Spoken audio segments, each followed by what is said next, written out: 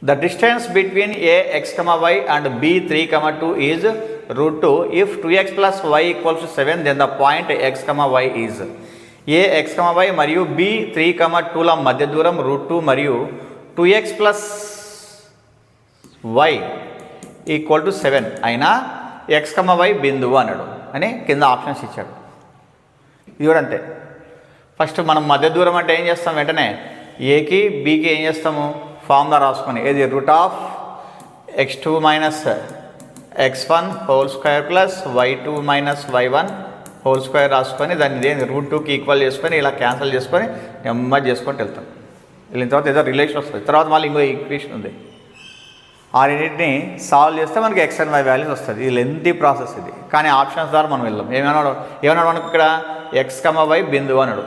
మనం ఏం చేద్దామంటే x వాల్యూ y వాల్యూని ఈ ఆప్షన్స్ ద్వారా ఈ దీంట్లో ఏది 2x plus y equal to 7లో సబ్స్టిట్యూట్ చేసామనుకోండి, అది 7 ఆన్సర్ వచ్చింది అనుకోండి, అదే ఆన్సర్ అవుతుంది. ఫస్ట్ ఏది 2, 3 ఉంది, ఇది 2, 3 అంటే మనకి ఇక్కడ 2x plus y equal to 7 కదా.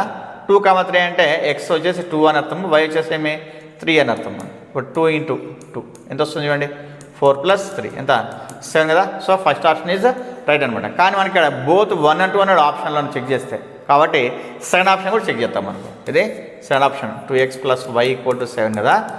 2 into x వచ్చేసి ఏమొస్తుంది 16/5 ప్లస్ y వచ్చేసి 3/5. మరి చెక్ చేస్తే ఇక్కడ 5 తీసుకుంటా, 16 2 32 ప్లస్ 3 ఎంత 35/5 అంటే ఏమి 5 1 5 7 ఎంత 7 వచ్చింది. కాబట్టి ఏం చెప్పొచ్చు, ఇక్కడ బోత్ 1 and 2 అన్నాడు, కాబట్టి ఏం చెప్పొచ్చు మనము బోత్ 1 and 2 రైట్ అనమాట.